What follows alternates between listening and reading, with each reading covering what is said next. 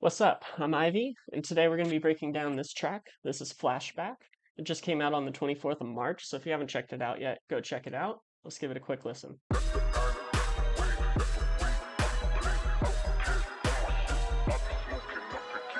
the angle, that's the way how we play. I don't care on my shit.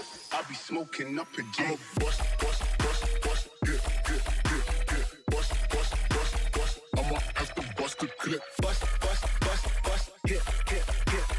Bust. I'ma have to bust a clip. Bust, good, good, good, good. Bust. I'ma have to bust a clip. Bust, hit. That's the angle, that's the way. I be smoking up a J. Flashback. So yeah, we'll start in the drums. Drums are pretty simple. I use drum racks. That's a barely alive kick. This is a VR snare. I think I just got a like kick and clap pattern going. Yep. So drums should sound like this. I don't really do a whole lot of processing on drums just because sometimes when you're using samples like that, they're already really good, so I don't bother too much. Um, I got my hi-hats here, which are pretty simple, sound like this. Um, I do make all these top loops, or at least in this case, I made all these top loops myself, just with white noise and stuff, just to kind of have some unique stuff, I guess you could say. Um, and then I do sidechain all my hats separately from the main sidechain, which is up here. So basically, drop, intro, and effects all get sent to the sidechain, where I have a multi-band sidechain using Duck Buddy. Yeah, let's just get into the fun stuff. Here's the bass. So you can see again my groups. I don't have a whole lot going on. I have this bus clipper, which is just a limiter that is off unless I want to turn it on, and a G clip where the clip setting on my macro here just brings the clip down. Here's the kind of melody, the whole time. Um,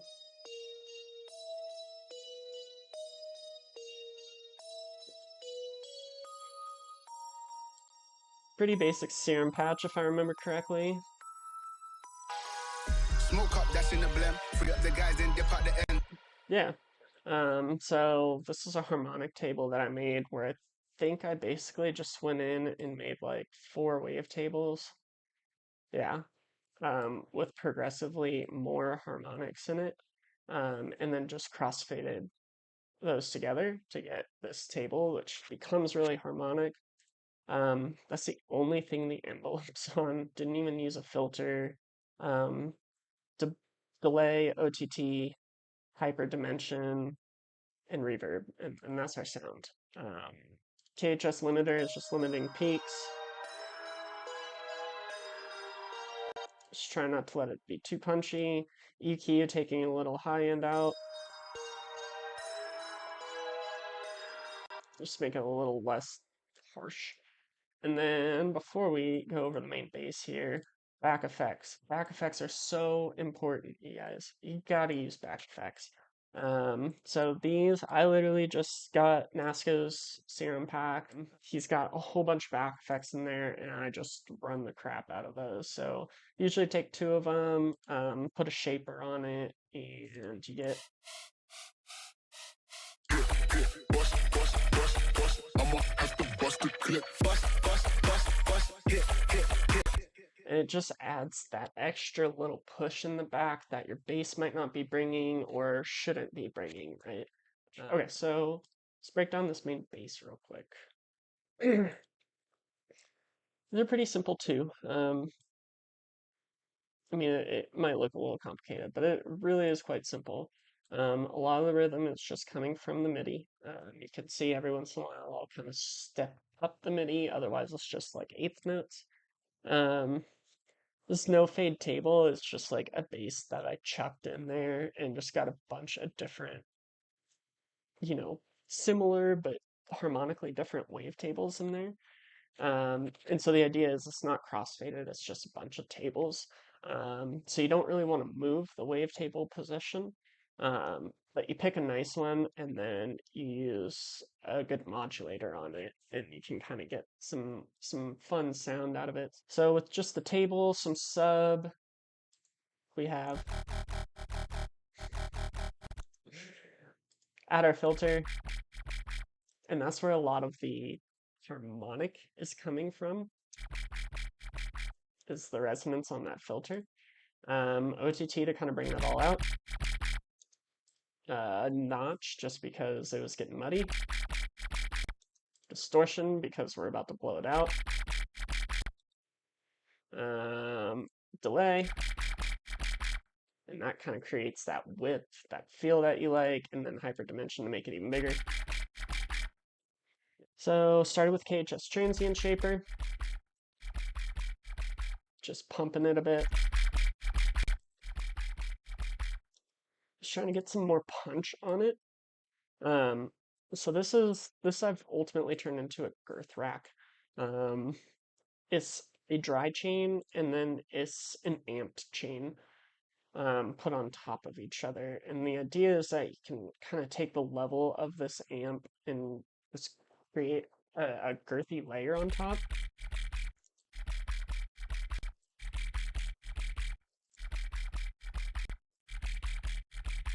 Right? Um, this is just some EQ, monoing out the sub, pushing the high end on the sides a little bit, nothing in the middle. Doesn't do a whole lot. This EQ is just going to kind of design and shape the sound a little bit more. It's more thinking so that when we get to this second layer, this second layer can kind of pop out a bit. My level rack, which is just clippers, some OTT, an limiter. Bring it all back up. And then this is kind of a happy accident here. Let's see if it does it, but I think if I turn this on,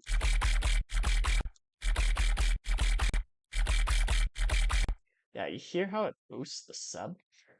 It's because I forgot to take one of the resonance down on the auto filters in there, and it's boosting the sub when it's all the way down, which is not what you want. In this case, it worked out nice because I needed more sub presence, and the resonance does actually sound nice in this case.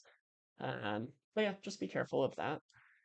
This is my personal soothe rack that I made with EQ and envelope follower.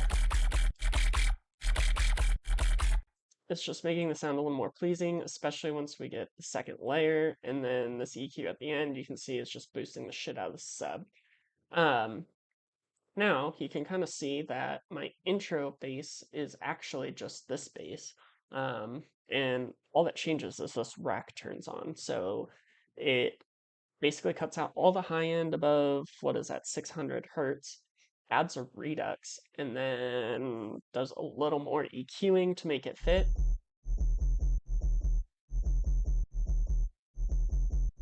So that's all the intro stuff is. Yeah, I think that's that. Let's look at our second layer of our bass real quick. So this one I really wanted to bring out that resonant texture. So the bass is basically exactly the same. I pretty much just copied the bass. And then new table is one of my growl tables. FM from B just to get some more resonant. Kept all the filters and stuff the same. And then a lot of this is the same too, the post-processing, until you get to the EQ at the end. And you can see I'm kind of just really isolating that peak. I'ma have to bust a clip. Bust, hit, bust. It just, yeah, it really kind of finishes the bass for me. And that's kind of most of it. I know I have this in the intro group here. I have no clue why. I should have just put everything in the drop group, but this is kind of your intro chords. Nothing special. I used a preset, it looks like. 2 layers of it, so one higher, one lower.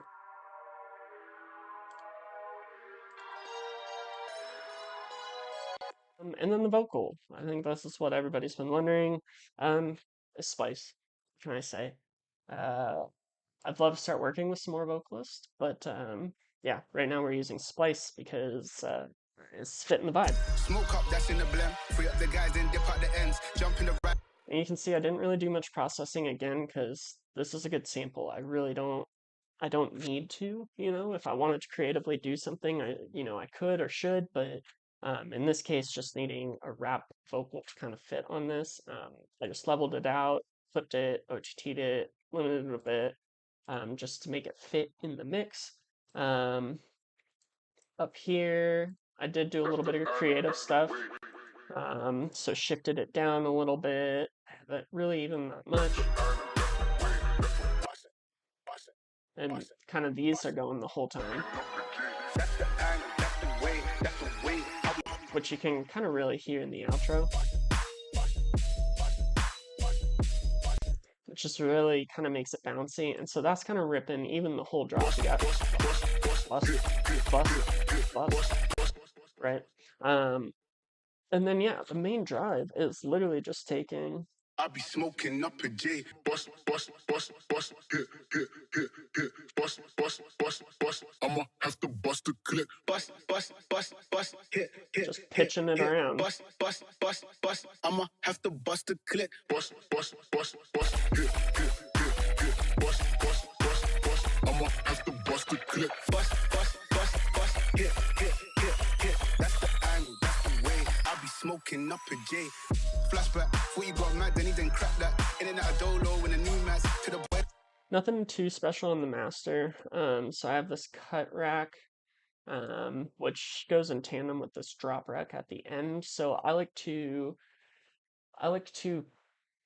cut and thin out my drops before and after mastering. I do. I think it just helps mellow out that. This drop rack on the backside is very basic. It basically just takes a 1.5 dB off, and then like monos it out to like 90% instead of 100%. Or excuse me, it takes the stereo field from 100% wide to 90% wide. And then the other reason I like doing this is because I can keep pushing the drop rack all the way to the drop, but I can get rid of the cut rack where I want like my vocal I be smoking up a J.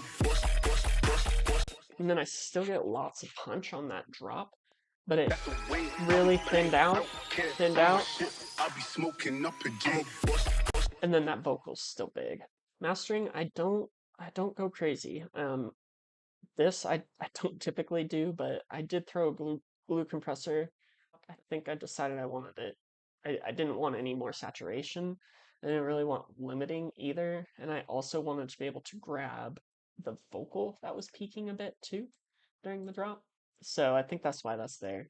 Ozone is my typical go-to here. I just have the light version or elements, whatever you want to call it.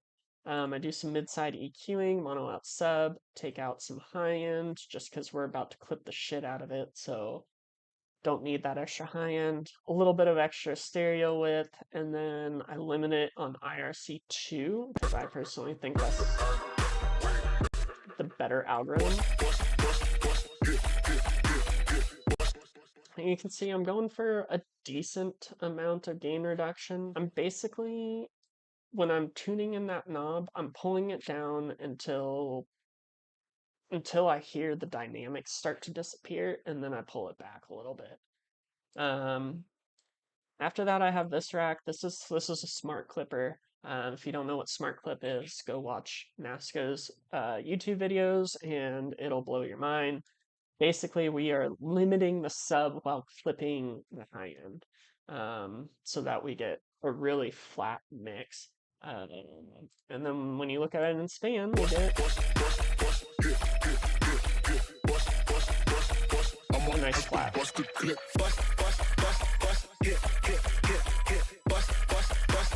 I'ma have to bust a clip.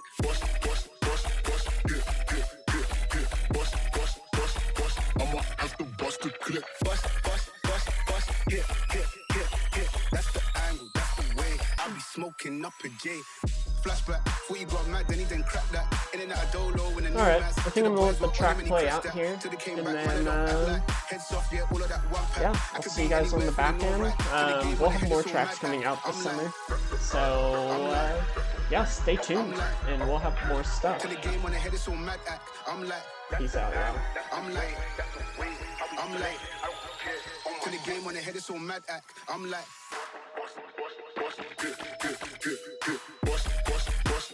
I'ma have to bust a clip. Bust,